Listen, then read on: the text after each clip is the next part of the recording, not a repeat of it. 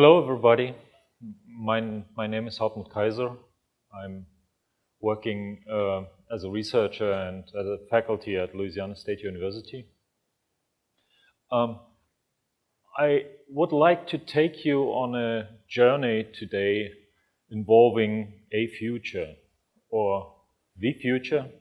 Well, let's see. I mean that metaphorically and in a direct sense. And I hope that in the end we can agree on that a future is a good thing to have or to use or to utilize. Okay, what is asynchronous computing? I called my talk asynchronous computing in C++ because I believe that asynchronous computing is something which plays a big role or will play an even bigger role in the future. So what is it? In general, when I talk about asynchronous computing, I mean spawning off some work without immediately waiting for the work to finish. That work may produce a result, or it may not. If it doesn't produce a result, then we can use it just if the event of the work being finished, we can use that as a trigger. And then either we wait for the result to, for the asynchronous work to finish at some later point, or we attach a continuation to that work, which will receive the result of the first step of the asynchronous work, and which will automatically run once the first step of the work is done. While this very much sounds like parallelism, it is not. It is not parallelism. Asynchrony is kind of orthogonal to parallelism, but it can be used to even auto-parallelize code. And in this talk, one of the examples will actually show how you can auto-parallelize code using asynchrony. But codes and programs written using those techniques I will show you, they run perfectly fine on single-threaded environments. But on the other hand, they run just as perfectly fine in massively parallel environments with up to a large number, millions or even billions of cores. Other people call asynchronous programming reactive programming or actor computing or observer pattern. All these terms are kind of related. But what all these terms have in common, that they talk about the propagation of change using the concepts of either static or dynamic data flow. So you have a value which propagates through your execution graph, and in the end, you get the results you want. There are many existing asynchronous environments, and the best known are probably JavaScript. Anybody did some JavaScript work? Oh, you know what I'm talking about. And C# is widely applying these techniques. And it's widely adopted in functional languages, even if you might not directly realize that. In this talk, I will use the term asynchronous computing instead. And the concepts are not strictly reactive. Reactive computing is a whole theory behind it. So I'm not sticking to that theory behind it. It's rather an attempt to integrate data flow techniques with straightforward imperative C++ code. And that, I believe, that's where the strength of those techniques comes from. All the content of this talk is based on such an environment. We call it HPX. That is a library which is developed at LSU, which is a general purpose runtime system, parallel runtime system for applications of any scale. And I will get back to that. Even if the talk is using HPX as a runtime system and all the code is taken from there, I will not really talk about HPX. I want to convey the concepts of what you can do with it. So why do we need asynchronous computing?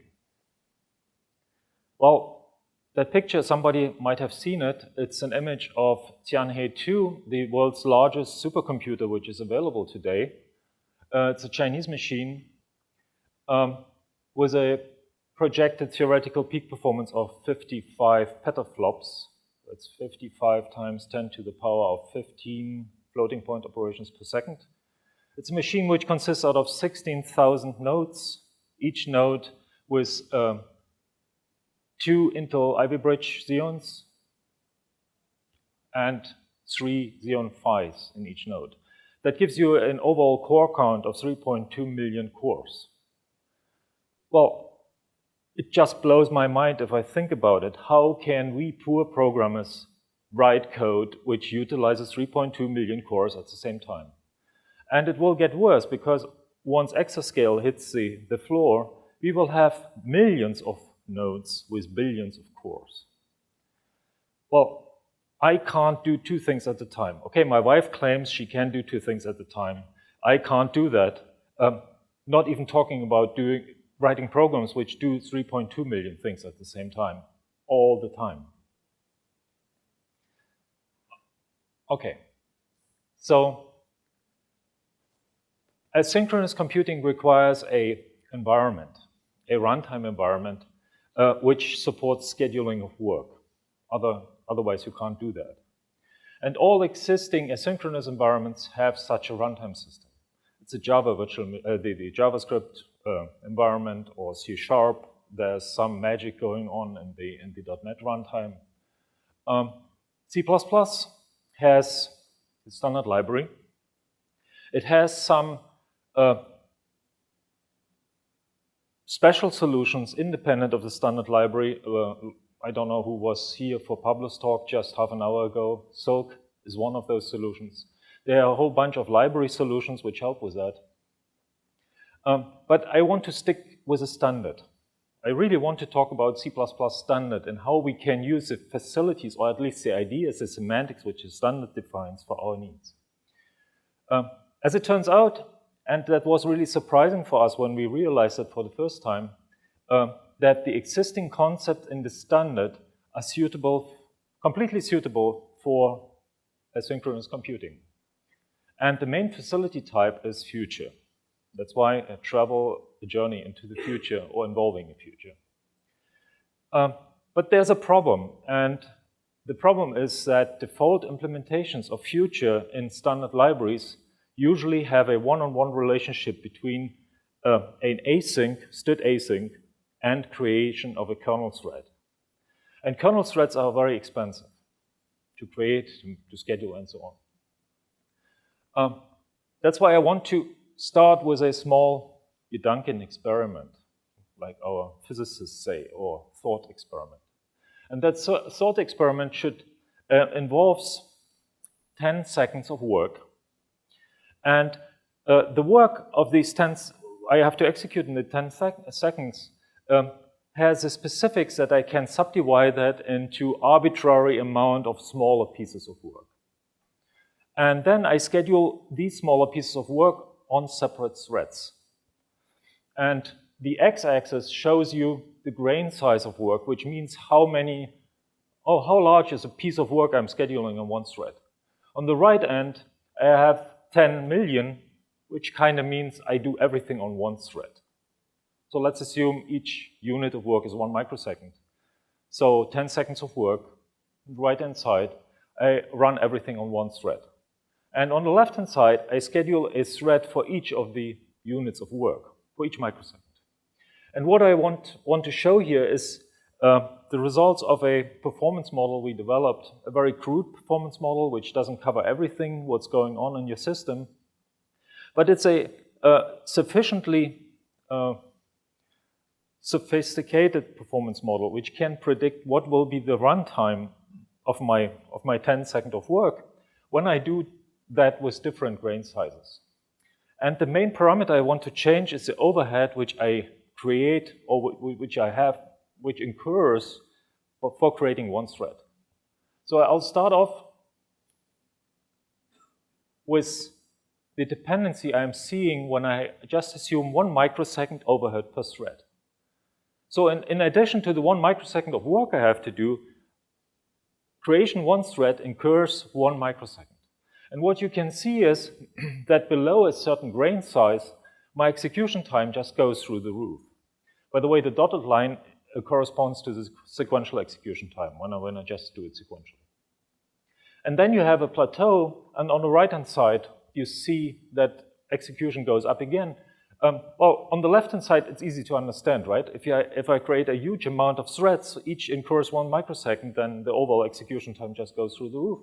And on the other end, what I'm seeing here is, let's assume I have a system with 10 cores. So that means that to the right of 1 million, I have less threads than I have cores. So it's logical that my execution time again goes up. And on the right edge, 1 thread, well, I get sequential execution time plus some overhead of managing parallelism and so on and so on. And now the interesting thing, this is for 1 microsecond overhead. So let's have a look how it looks like for 100 microsecond overhead. Okay, still okay. And that's how it looks like for 1 millisecond. No, for 10 millisecond overhead. And now let's think, what is the overhead of a single kernel thread? When I create a kernel thread, I schedule it, I run it, I don't do anything, I return immediately, and then I destroy the kernel thread. You easily get in the range of 10 milliseconds, right? Because of operating system time slicing and all these effects. And that is the reason why kernel threads are not really suitable to do fine-grained parallelization, right? Because you essentially are not able to really speed up things, and you have only very small wiggle room in terms of the work I'm able to execute efficiently. And the other lesson we learn here is that even if we find the optimal point for a kernel thread, we are still much worse than we could be if we reduce the overhead for 1 thread.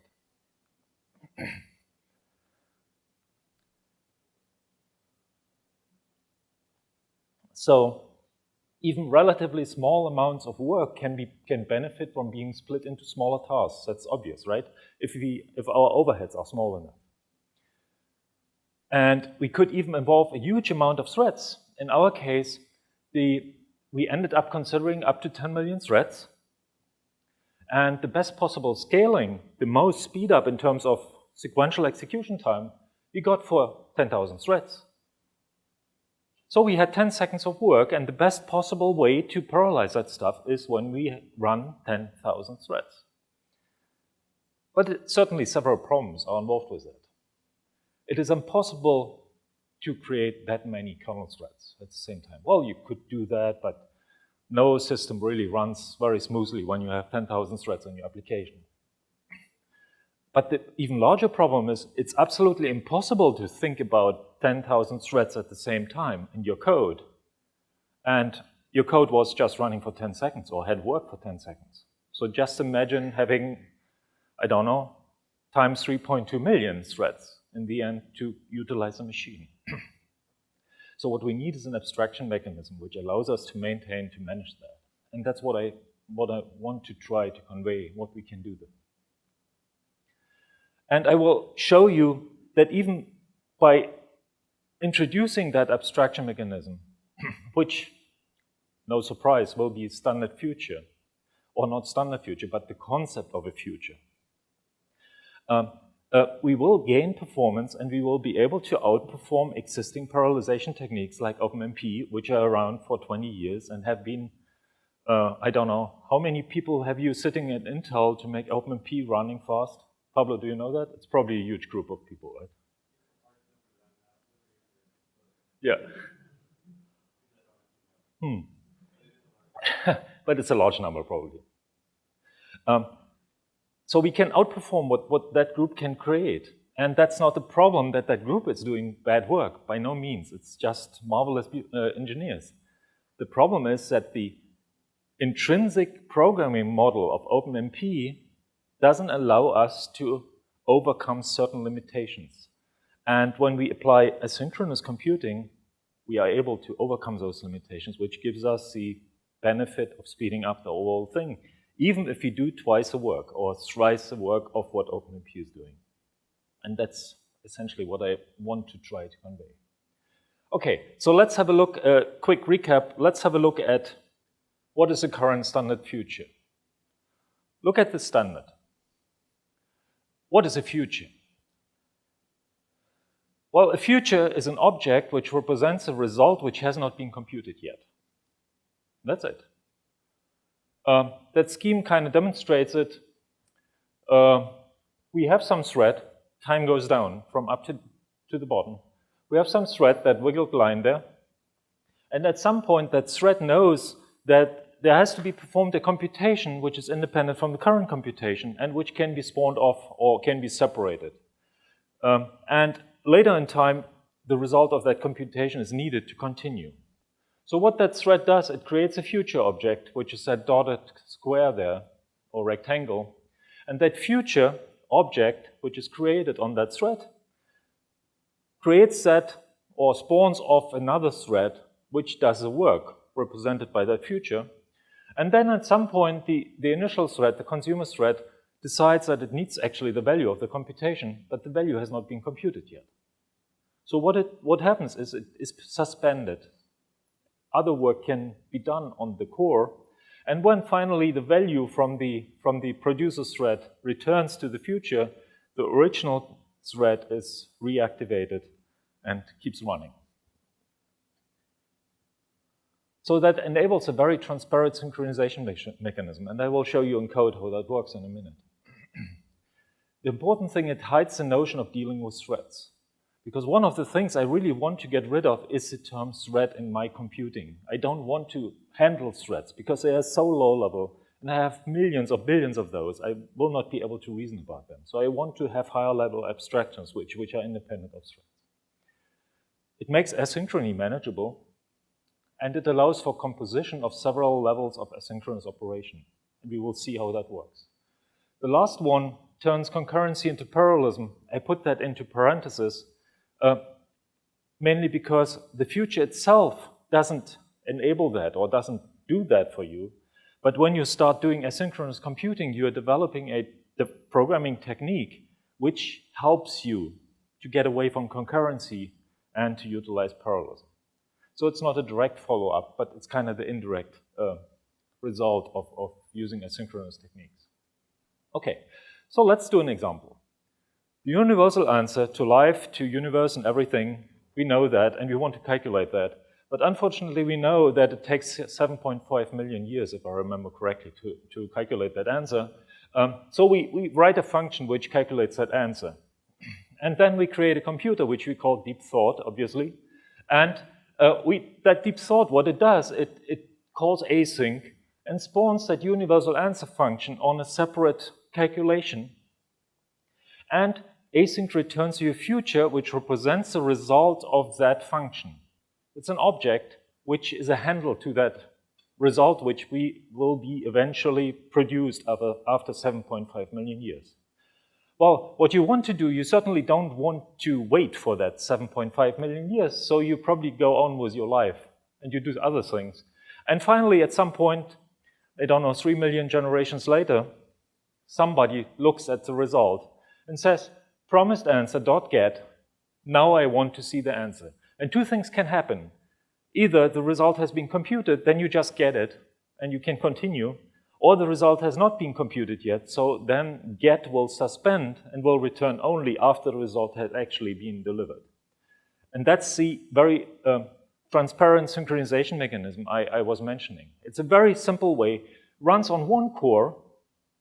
Even if you have no parallelism in your system, it runs the same way, because there's a runtime system which does the scheduling underneath.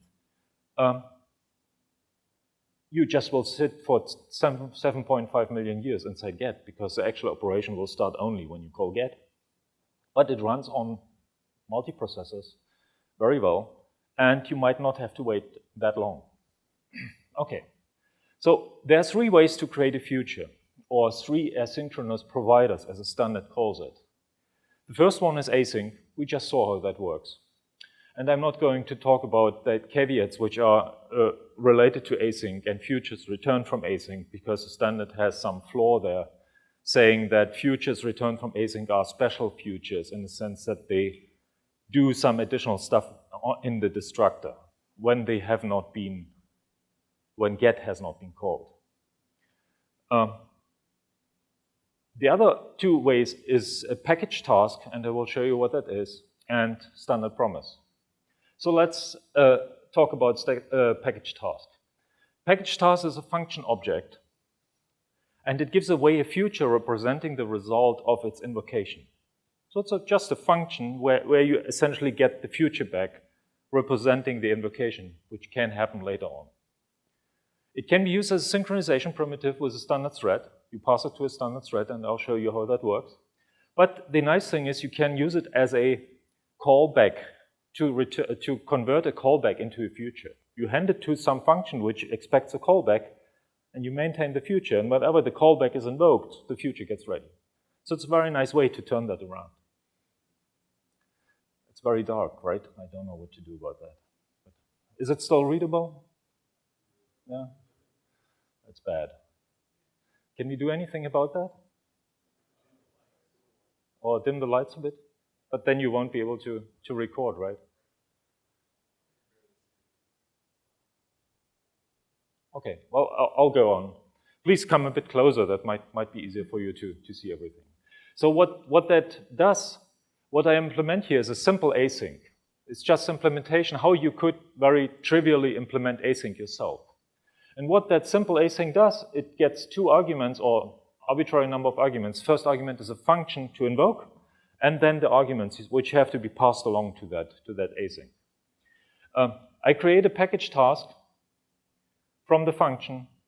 Then next line we ask the package task for the future. That's this out_f. Then we create a thread, std thread, t, and we pass a package task to that thread. So the thread will execute that package task together with arguments. Detach the thread because it would get distracted otherwise, and we would get a std terminate being called, because when you distract a thread which is still running, the system calls standard terminate. And by detach, we just let the thread go, and then we return the actual future to the caller, which represents whatever that package task will produce in the end. Okay, very simple. Standard promise is also an asynchronous provider that provides a shared state to the future. The promise is a thing that you set in order to make the future ready. So you can think of a promise being always comes in a pair with a future. So you create a promise, then you ask the promise to give you the future, and then you hand the promise to some provider and the future to some consumer, and whenever the provider sets the value on the promise, the future gets ready. So, and they have some secret connection behind the scenes, which is called shared state. So the promise creates a shared state. The future created by the promise shares the state with it, and the shared state stores the value. It gets worse and worse, and I apologize for that. But you later on I will upload this slide so you can look at those. What this does, or what that is supposed to do, is to show you how you can implement a package task. Well, let me go over it, even if it's barely readable. So the class is called simple package task. It has two members, a std function, which represents a function to invoke, and a promise, which will be set to use to represent the result. The constructor just stores the function, and the overloaded function operator takes the arguments and invokes the function, and whatever the function is returned is set in the promise. And then you return the future to the caller. So very simple, straightforward code in the end. Yes?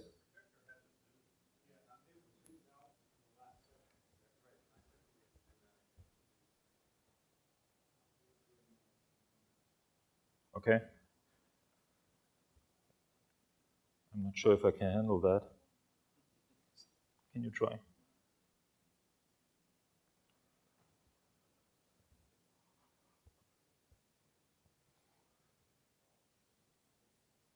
Okay, Joel can't handle it either. So.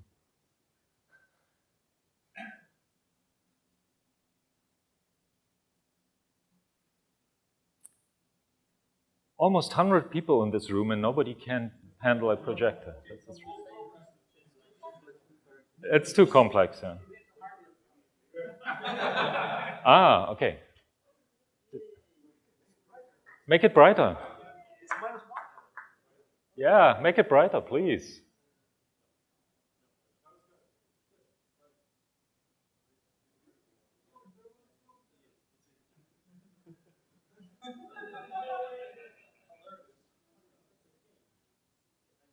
Yeah. Yeah, make it a bit brighter, please. That might. Okay. That helps. Okay.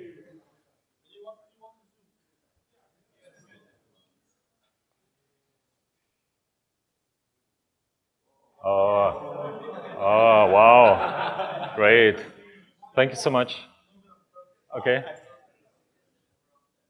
So we all set. Great. Oh. Yeah, much better. So can you remove that menu? Okay, great. Or not?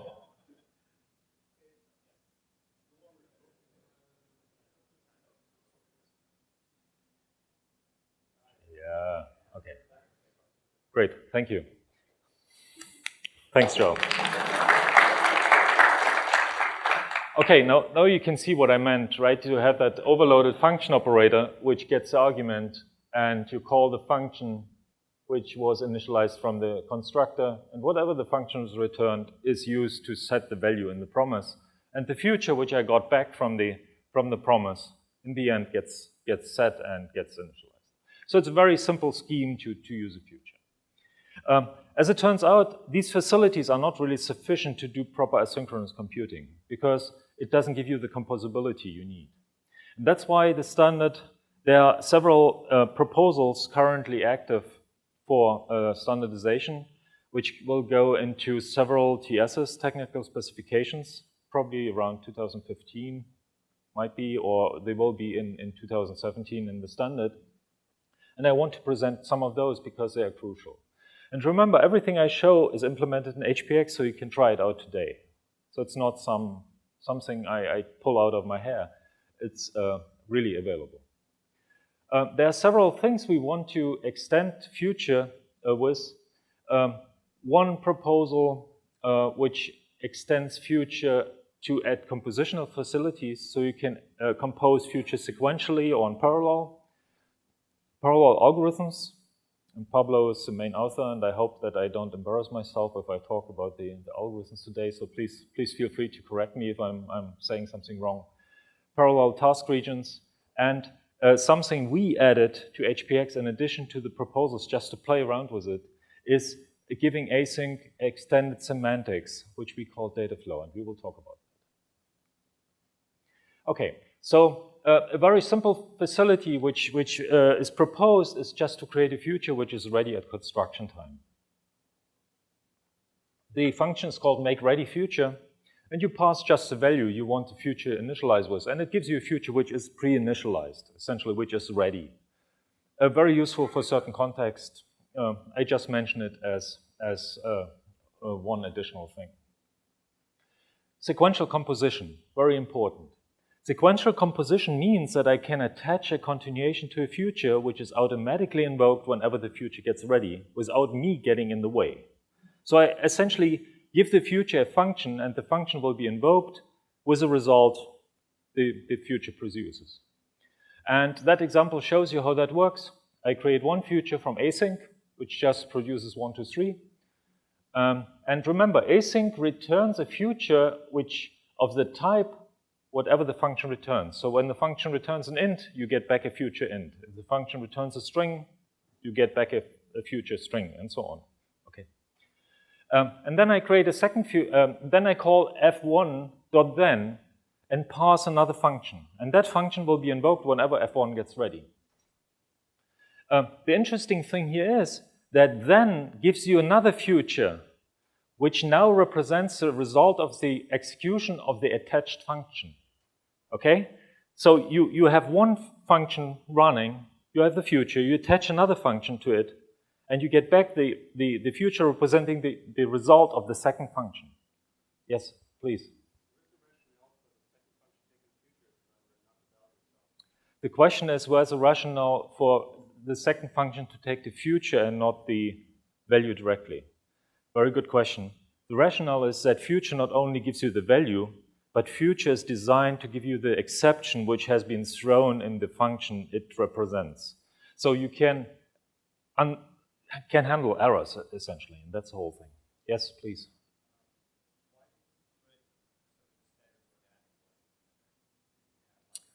I haven't written that proposal. I can't answer that question. I would love to have it in the standard monadic way, because future is essentially monad. You're completely right.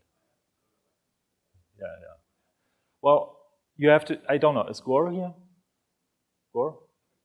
Here. Have you done that, created that proposal, or you? We have to talk to the guys. Okay.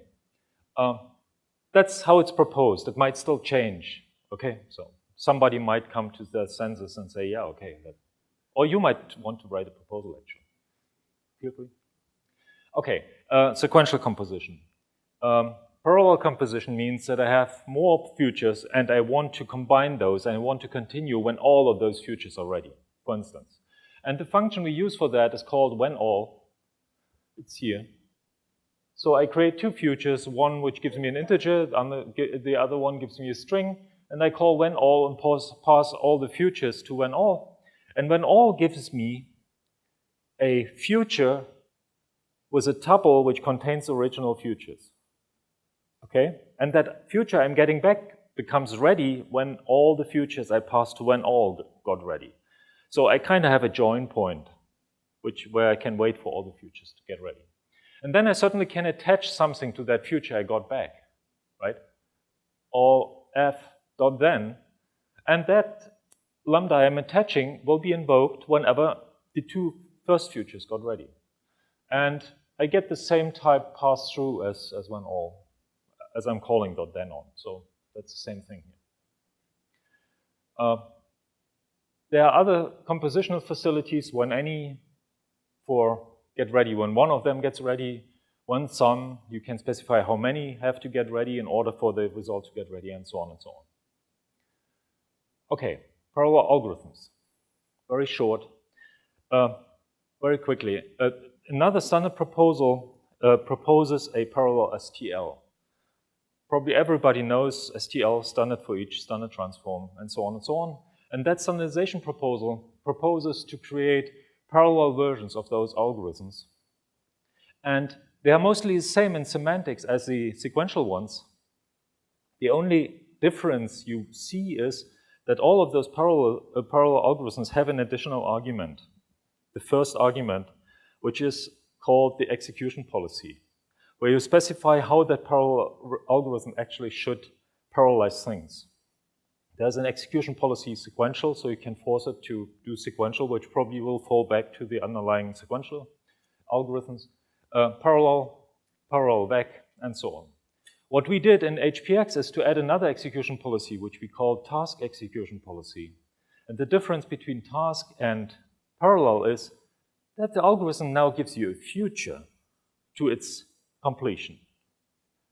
That means you can kind of hang off that algorithm to the side as asynchronous execution and get a future back, which will get ready whenever the algorithm is done.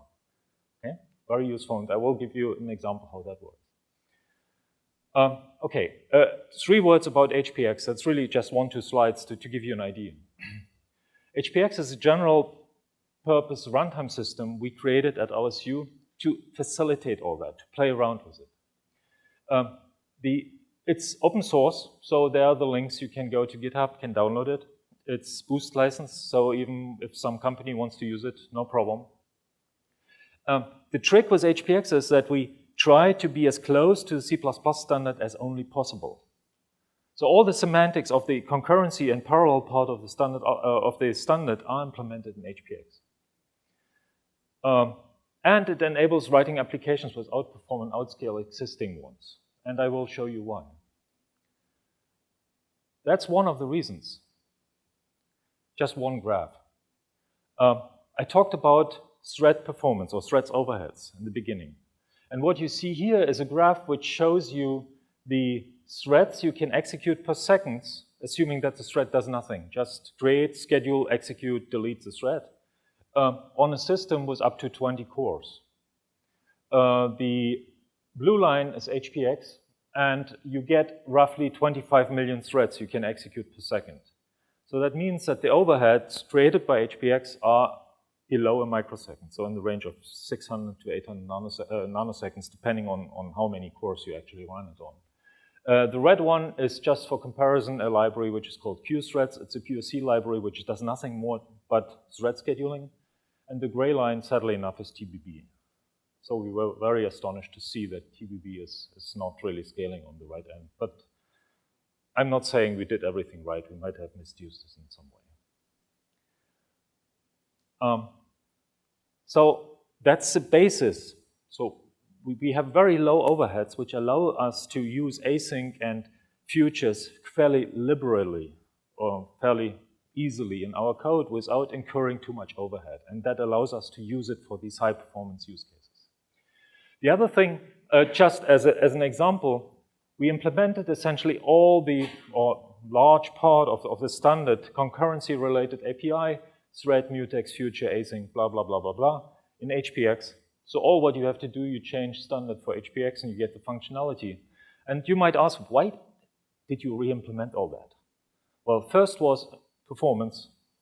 The second reason was we wanted to have all types move enabled, and at the point when we did that, not all compilers had standard function properly move enabled, and standard bind wasn't properly move enabled.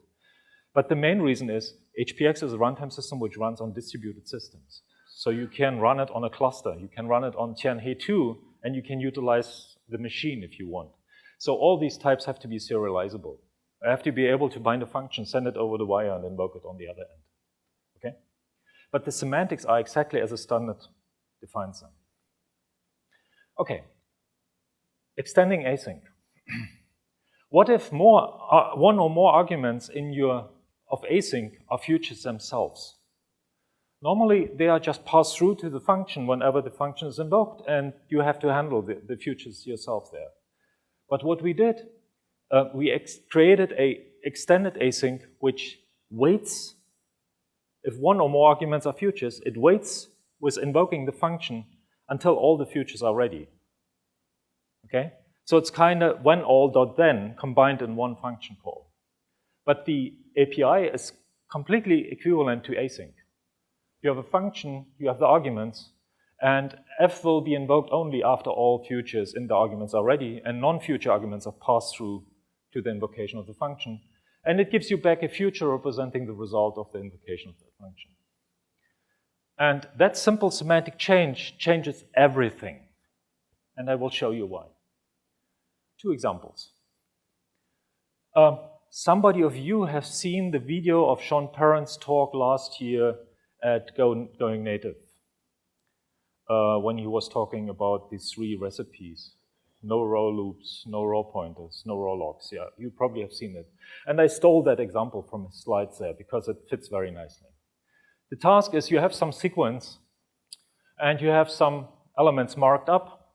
And what you want to do, like an email client, you click, click, click, click, click, 3 emails, you grab them, and you want to drop them in a certain point. You want to resort things, right?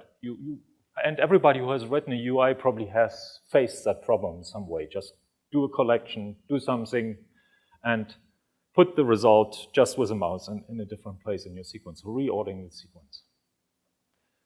How many lines of code would you create when you write that?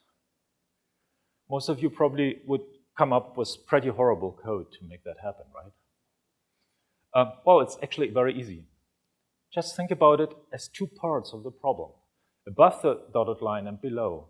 And suddenly, what you do, you just turn it into 2 partitioning steps, right?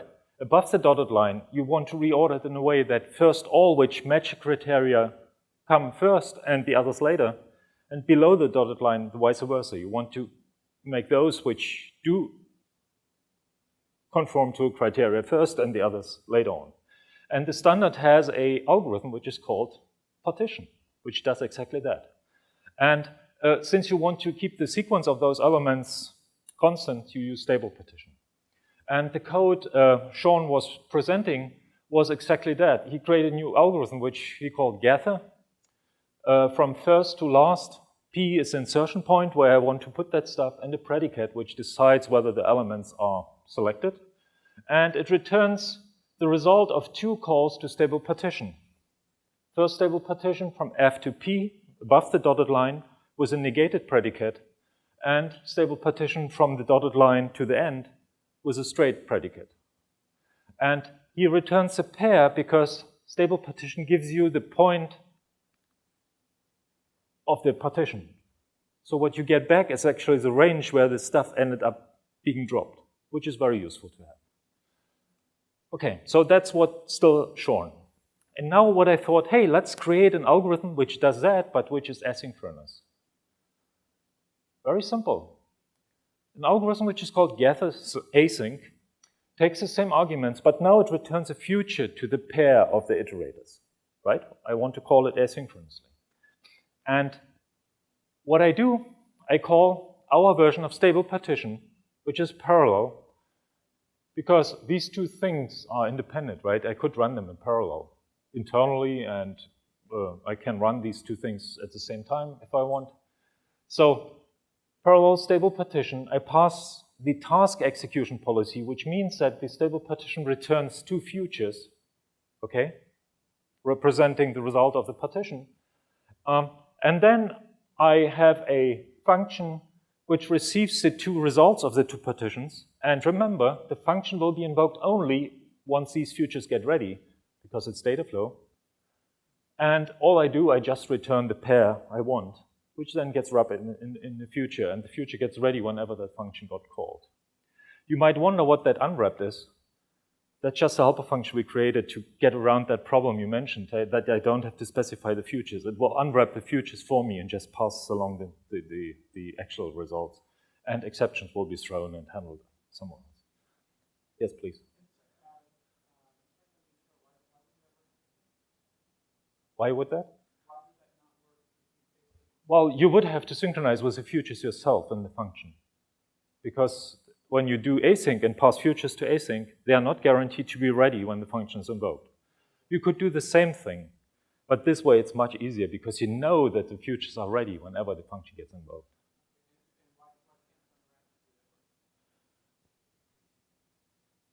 You could do that, but you want to avoid to suspend your threads.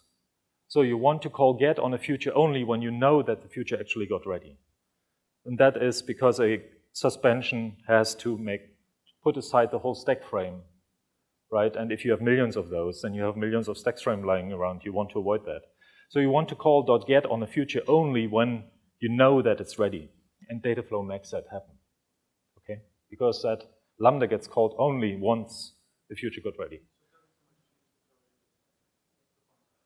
Performs better, it's much more convenient, and it's much more readable. Well, you would have to put .get here, and would you? Well, without the unwrap, just get. Yeah, but it would synchronize in there. Yes. Okay. Okay. Now let's step back for 1 second and think, what does that future represent which I return? That future I return represents actually my algorithm. It is a dependency tree of futures, right? I get one future which depend on 2 other futures. And that actually represents exactly the call graph or the execution graph, what you had with your graph in your algorithm. And that graph gets automatically created by the actual algorithm. So you have a mechanism which allows you to create an execution graph which exactly corresponds and encapsulates all data dependencies which you had in your original algorithm without even thinking about it. So the compiler is doing that for you. And we will see other examples, how useful that is. Okay. Yes, thank you. I actually have 2 more minutes, okay, for the projector. Okay, but I'm well on time, so that's fine. Okay, another example. Just some physics, heat transmission, right? How does heat transmission function? It's just that we know that temperature differences in 2 points, they tend to equalize. And what I want to do is I want to write a small program which simulates the transmission of heat, the diffusion of heat through a one-dimensional space. I made it one-dimensional so it's easier to understand. You could do the same thing in 2 or 3 dimensions. And the way you do that is that you kind of discretize your space, and that's our x-axis, into data points. You associate the temperature with each of those data points, and then you do it time stepwise. You look at the initial condition, and then you, for each of the data points, look at the 3 data points on the previous time step. So the temperature in the same point in the previous time step and the 2 neighbors, and use these 3 temperature values to calculate the temperature value which will that data point have on the next time step. And that is done for all data points. So you have a 3-point wide stencil you look at in order to do that simulation. So let's write that code. The kernel is a simple function which I called heat, which will be invoked with the left, the middle, and the right point representing the temperatures on the current time step. And it returns the temperature of the middle point on the next time step. And the formula is very simple. You take the middle one and you have the second derivative of the time over space and multiply that with some dependency to get the new temperature. So that's actually physics here. So you could look that up in your first class. Whenever you had physics 101, you probably have been talking about heat diffusion. So it's very simple physics. And we want to invoke that several time steps, over and over again, because it takes a while for the temperature kind of to equalize, right? We want to see how does it behave, how is the temperature changing. So one time step has to go over all x points and look at and pass along the 3 neighboring, the stencil to that heat function. Here, current is a vector of the temperatures. Next is a reference to a vector where we set the next temperatures for the next time step. And that function is invoked over and over again. That index function just makes sure that the boundary points are properly handled. What I do here is just I turn it around and have periodic boundary conditions. So just think of it as the 1D space which is connected on the other end. So whenever the temperature is exchanged on that end, you just go to the other end of the array.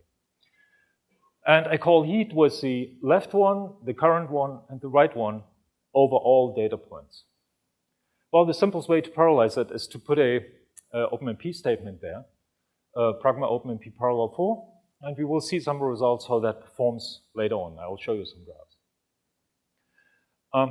And then you have an outer loop which calls the time step for a certain number of time steps, right? You want to do it 100 times, 200 times, just to see how does that evolve over time. And the trick I'm using here, I have 2 data arrays, one representing the current time step and one representing the next time step. And after I calculate it all for the next time step, I flip the 2 arrays and repeat, right? I just flip back and forth the 2 arrays because I always need only 2 arrays, whatever I do. And that's done with that very simple magic. Should be clear, right? No problems there. What I want to do is, or let me put it that way. If you look at that in a loop, you might think that's perfectly parallelized because OpenMP will do the right job for you. But the problem is, and that's many people don't realize that, is that an OpenMP loop has an implicit join after the loop, where all threads which have been created by OpenMP to do the parallel work have to be joined into one thread, and then one thread will continue. And that operation is very costly. On a Xeon Phi with 240 hardware threads, that costs you at least 30 microseconds. Just that join operation. Not talking about any reduce or anything, just joining them. You essentially have to shove a camel through the eye of a needle. Okay? And so what can we do about that? The trick we can do is to apply a technique we call futurization. By turning each data point, which was a double so far, into a future to a double. So all your arrays don't have doubles anymore, but they have futures to doubles. And we use data flow to call the heat function whenever the 3 previous data points became ready. So for each data point, you invoke the function at the moment when the 3 predecessors become ready. And that's completely independent, and the sequence of the invocation is completely independent from the point in space you're looking at. Same semantics as before, data flow by unwrapped heap, because that's 3 futures now, remember, okay? And heat will be called whenever these 3 things get ready. And that's true for all of them. And the result is a future again, which I set in my next array, and then I flip it back and forth. And I still need 2 arrays only, because data flow holds on and builds that execution graph behind the scenes. And that's what I mentioned, one second. That's what I mentioned in the algorithm. What data flow does, it allows you to construct a dependency tree of futures which corresponds to the algorithm at hand. And the trick is that this data flow graph, or this future dependency graph, can be executed at full speed without any join points. Because as soon values get ready, the continuation is triggered, which triggers other continuations, and with full speed. And the underlying runtime system can do load balancing and can put that on any free resources, okay? So it's a very, very powerful technique. You had a question, yes?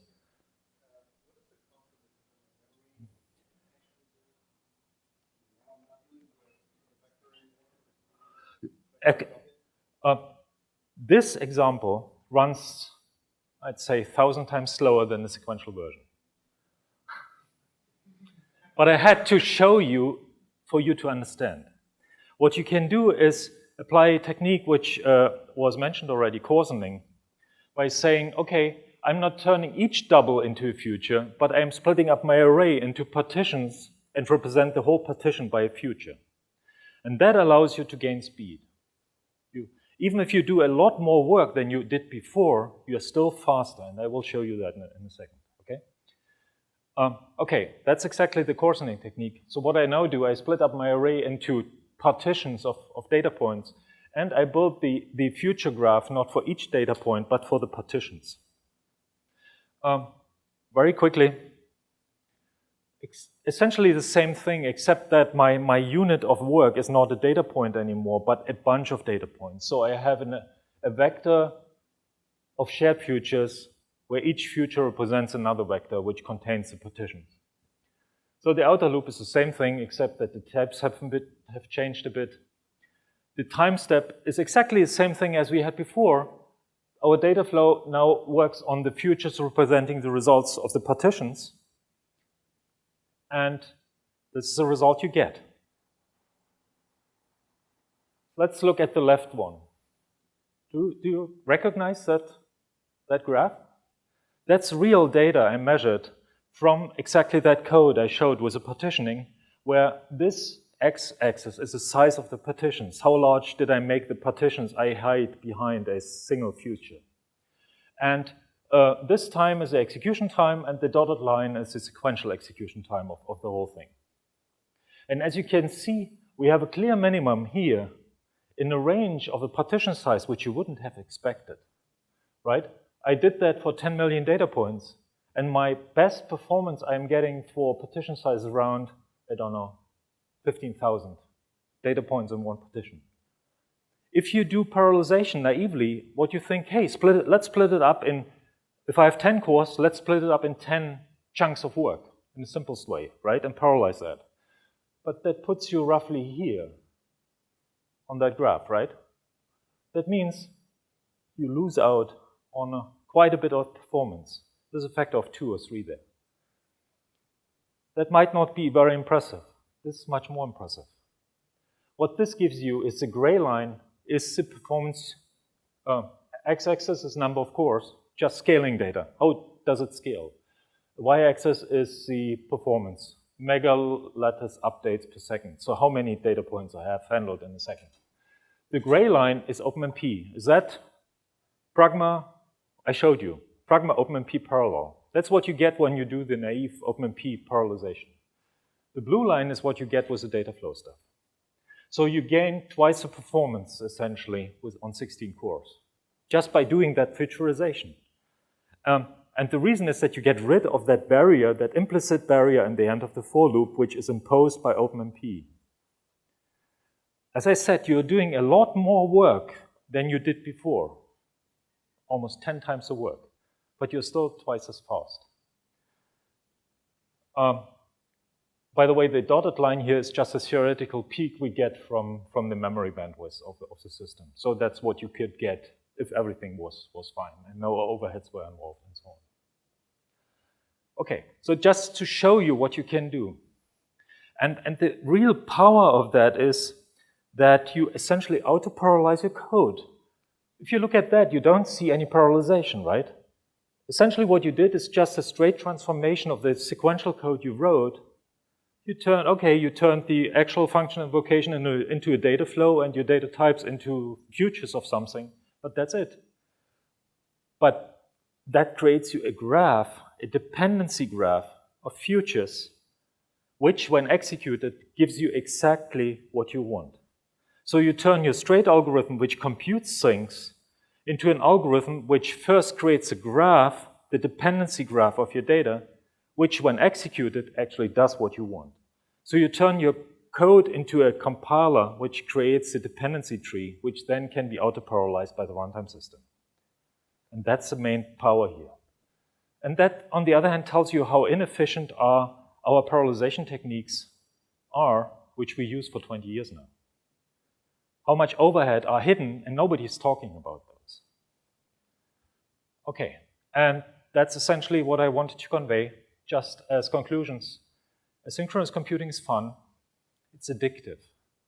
Once you start understanding what it does, you can't let it go, really. You can't think anymore to do straight coding because it's really fun. It's kind of a nice way of thinking about things. It's a possible approach to solve massive parallelization problems. Because as I said, if you have the right runtime system, which not only distributes the work on one machine, but distributes the work over the whole system on big clusters, then you don't have to worry about how things are. And on top of that, this doesn't even look at cache coherency or other parallelization techniques. That's really just the high-level stuff. So you can gain a lot more when you start doing cache optimizations and so on. The other thing which is important, I believe, that C++ 11.14 and the proposals cover a large amount of the necessary interfaces we need to make that happen. So the standard is perfectly fitted as it is, if you think about the standard as declaring or defining interfaces and semantics. If you don't think about the standard as a standard implementation of your compiler, which is bound to kernel threads, which just kills performance. We need more fine-grained parallelism necessary to take full advantage of that. And if we can reduce the overheads of the threads even further, we will gain even more performance afterwards. One possible option would be to use HPX as a runtime system. I'm not saying it's the only one. There are other runtime systems or other libraries available, TBB, SLOWP, PPL, other things around. The only really distinguishing factor of HPX is that it is a system or a runtime system which gives you distributed computing, which is very important in my book. And we have implemented a couple of extensions which have proven to be very useful. And so HPX for us is kind of the experimentation platform, the research platform to try things out. So whenever you are adventurous and you want to try something out, this is a platform to use. It gives you standard semantics, 1,000 times the performance in terms of threads, and cool features to play with. And it's open source, you can use it in any way you want. Okay, that's from my end.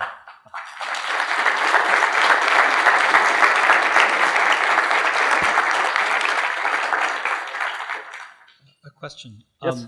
So if I understand correctly, in that last sort of heat map technique, essentially you returned a vector of future grains that I can then look at. Yeah. But correct me if I'm wrong. Does it mean that I don't have, it looked like I there's no control over the order in which the futures are calculated. So if I have an array of all these values and I want to take a look at only this part, Yeah.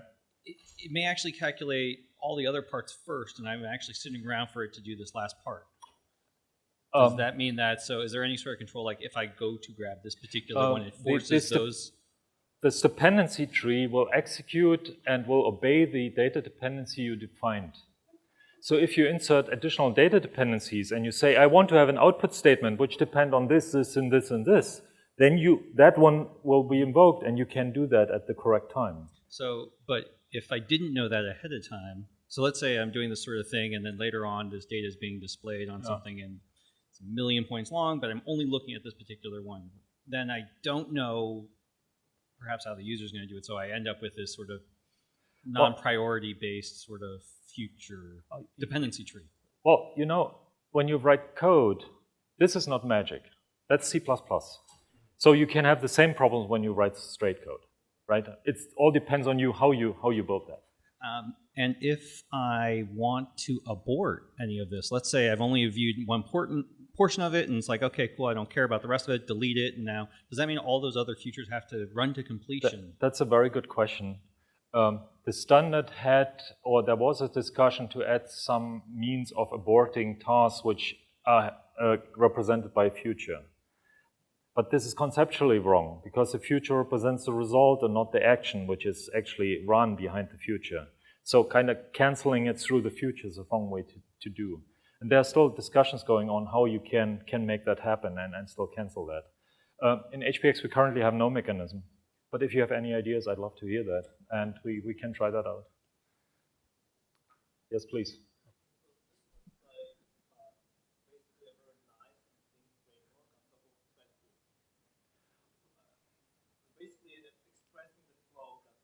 Yes.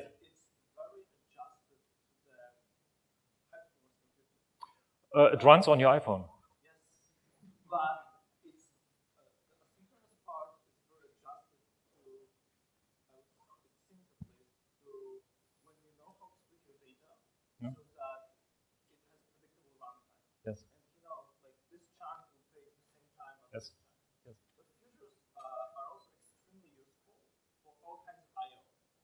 Certainly.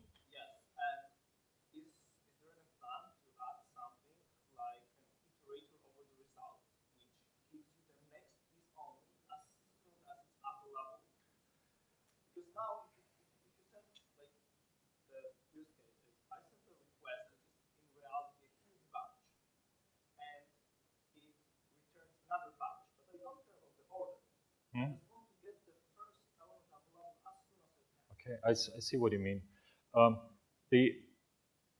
What we implemented is a runtime system which gives you a low-level framework to do whatever you want with the facilities you get. Like the standard library, right? It gives you facilities and nobody gives you what you actually need. And oh, sorry, that came across a bit strong, but you usually have to do things in addition to what the standard library gives you. Let me put it that way. And the same is true here. So if you want to build that and you understand how that works, you can easily build these facilities on top of that. And the implementation of the parallel algorithms I mentioned is just one example, because they use just async and futures under the hood and still match OpenMP performance. Just out of, you know. So you can use these facilities to build higher level abstractions yourself fairly in a straightforward way. And there's no learning curve, because once you know what the standard does, well, just change the namespace and you're done, right? And your comment was, okay, it's high performance computing. I didn't mention that, and really, but the library we implemented is fully portable over Linux, Windows, Mac OS, Android. Okay, iPhone, we haven't done iPhone, but we have run it on a tablet. And BlueGeneQ, Xeon Phi, and it works marvelous on any platform because it's kind of self-adjusting. You know, it really adapts to the hardware you have at hand.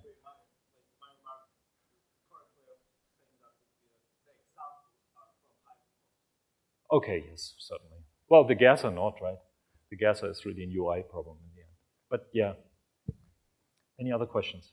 Yes, please. Do you have any plans to target GPUs for HPX? Yes, but not HPX itself. But what we want to do is to use the existing frameworks like CUDA or OpenCL and hide them behind the future. Okay? And we did that, and that allows you to use as many GPUs as you want in your system across a big cluster, 100 GPUs, no problem. And you still, it's more a management tool which manages parallelism, not doing the actual work, okay? And that's implemented. So we have an OpenCL backend, we have a CUDA backend. We haven't done the C++ AMP one. We might consider that. But yeah, so there's definitely something there. Excellent. Okay. Any other questions? Yes. And that's the last one, I guess. Do you have any experience, or can you tell us what's the difference if you run this directly on the hardware as opposed to if you're running in a virtual machine? What are the considerations that you have to take into account? Virtual machine, what do you mean? Some hypervisor and running the operating system? It runs the same speed as any other program you would run in the virtual machine. So it's a pure library solution. It sits in between the application and the operating system. So all it does, it gives you additional services to your application, nothing else. So there's no meddling with operating system at all. It's all done on library level. Okay. Thank you.